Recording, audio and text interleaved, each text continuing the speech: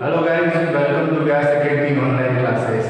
Class 6 subject SST के अंदर आज हम नया चैप्टर स्टार्ट करेंगे जिसका नाम है what is the government. Government क्या होती है? सबसे पहली बात तो ये कि हमें सबसे पहले गवर्नमेंट की डेफिनेशन समझनी पड़ेगी। हम किसको गवर्नमेंट कहते हैं? जैसा कि मेरा बेसिक क्वेश्चन फर्स्ट यही है, बेसिक पॉइंट यही है कि व्हाट इज द गवर्नमेंट। आपने देखा होगा कि जब मानव सभ्यता स्टार्ट हुई थी तो उस समय मनुष्य जो था वो जंगलों में निवास करता था और झुंड बनाकर निवास करता था। देखा होगा आपने, उस समय वो शिकार करता था, जानवरों को मारता था और उनमें किसी तरह की कोई रोक टोक नहीं होती थी। लेकिन जब धीरे धीरे वह एक स्थान पर टिककर निवास करने लगा, रहने लगा, तो उसके बाद फिर उसको ये महसूस होने लगा कि हमारे झुंड के ऊपर किसी तरह का कोई दबाव होना चाहिए, किसी तरह की कोई पावर होनी चाहिए जो सबको एक रूप से नियंत्रित रख सके।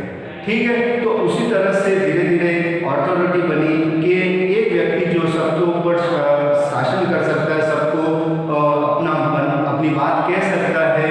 तो इसी से धीरे धीरे एक गवर्नमेंट के रूप में आप देख सकते हो समाज के अंदर प्रभाव आया। और जब इससे आगे हम देखेंगे कि जब मनुष्य जगह पर रहने लगा, नगरों का विकास हुआ, शहरों का विकास हुआ, राज्यों का विकास हुआ, तो उसके बाद फिर सब लोगों को एक साथ संगठित रूप से रखने के लिए एक गवर्नमेंट की आवश्यकता पड़ी।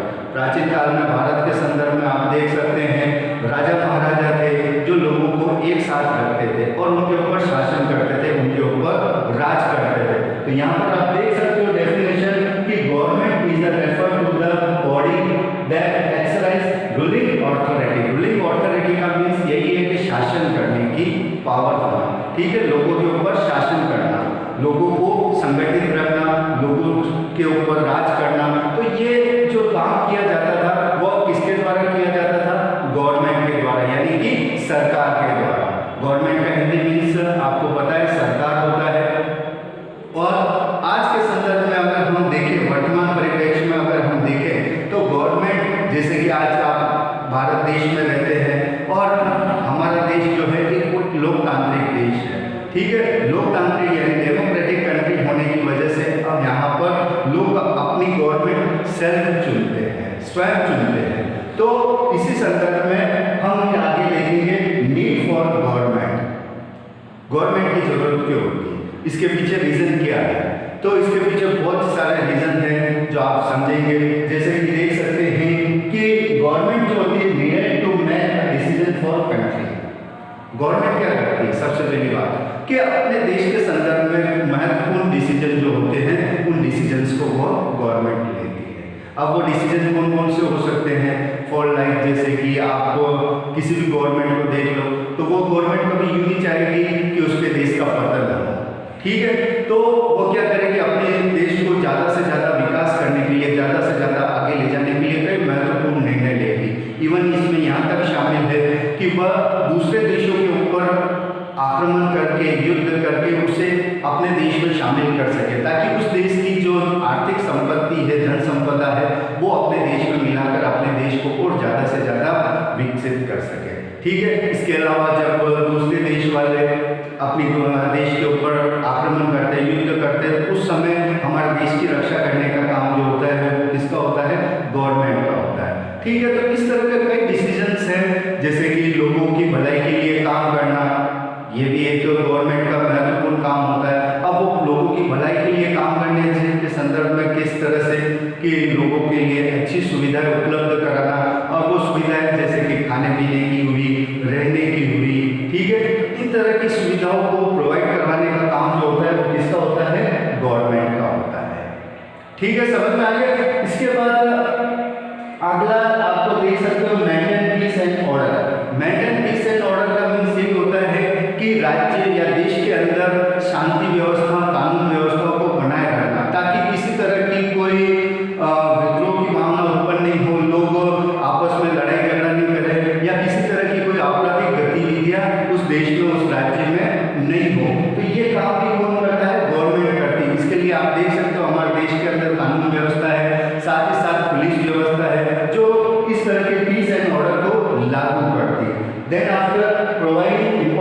important service like the postal, hospital, banking, railway, etc. यानी कि गवर्नमेंट क्या करती है, लोगों को दिनचर्या को बेहतर बनाने के लिए सुविधा प्रदान करती है, और वो सुविधाएं कई तरह की हो सकती है, जैसे कि पोस्टल, ठीक है, इसके अलावा हॉस्पिटल सुविधा, हॉस्पिटल जब कोई बीमार हो जाता है तो उसको सही समय पर सही इलाज पहुंचाने के लिए हॉस्पिटल्स होते हैं। तो ये हॉस्पिटल्स आप देख सकते हो आज के संदर्भ में, सरकारी हॉस्पिटल जनता के लिए इतने मतलब सब चीज़ें वहाँ पर फ्री हो गई, यहाँ तक कि इवन उसका इलाज, उसकी टेस्टिंग वगैरह भी सब फ्री हो चुकी है, ये प्रोवाइड कराती है गवर्नमेंट। इसके अलावा बैंकिंग व्यवस्था, लोग अपनी बचत को बैंकों में शेयर करते हैं, ठीक है। इसके अलावा रेलवे भी लोगों के आवागमन के लिए महत्वपूर्ण होती है। साथ ही साथ इन सब चीज़ों के अलावा लोगों को बेहतर शिक्षा प्रदान करने के लिए स्कूल्स का निर्माण करती है, कॉलेज का निर्माण करती है, ये भी एक गवर्नमेंट का काम होता है। तो इस तरह से हमने नीड्स फॉर गवर्नमेंट, यानी कि गवर्नमेंट की आवश्यकता क्यों होती है, इसके संदर्भ में कुछ बिंदु हमने देखे।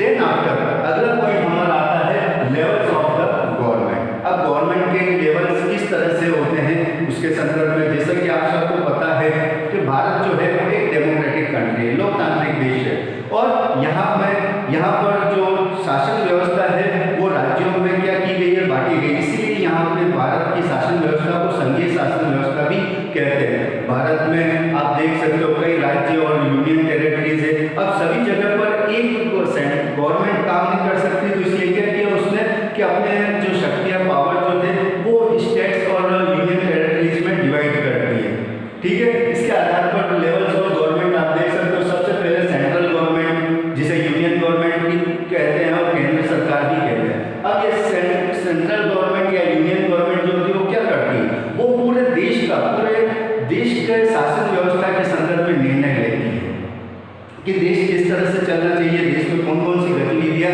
लागू होनी चाहिए, देश में कौन कौन से कार्य होने चाहिए। तो ये सेंट्रल गवर्नमेंट जो होती है वो पूरे देश के संदर्भ में कार्य करती है। देन आफ्टर स्टेट गवर्नमेंट, जैसा कि मैंने अभी आपको बताया, स्टेट गवर्नमेंट, क्योंकि भारत जो है वो कई स्टेट्स में बटा हुआ है, डिवाइड हुआ है, और हर स्टेट की एक गवर्नमेंट होती है जिसे हम स्टेट गवर्नमेंट या राज्य सरकार के नाम से जानते हैं। राज्य सरकार जो होगी वो क्या करेगी, उस संबंधित राज्य के संदर्भ में निर्णय लेंगे। फॉर एग्जाम्पल जैसे कि राजस्थान की गवर्नमेंट है, राजस्थान की राज्य सरकार, अशोक गहलोत जहाँ के चीफ मिनिस्टर है, वो जो भी डिसीजन लेंगे वो किसके संदर्भ में लेंगे, राजस्थान के संदर्भ में लेंगे, ठीक है। उसी तरह से महाराष्ट्र की जो स्टेट गवर्नमेंट है वो महाराष्ट्र के संदर्भ में निर्णय लेगी।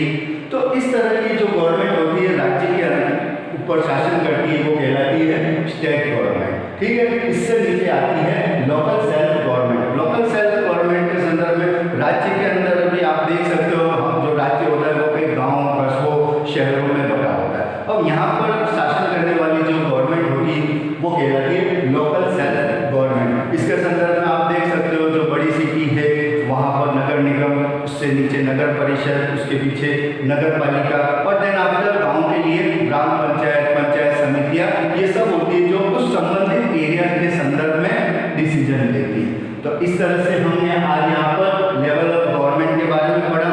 देखा हमने कि लेवल ऑफ गवर्नमेंट कितने प्रकार के होते हैं। इन सब के अलावा हमने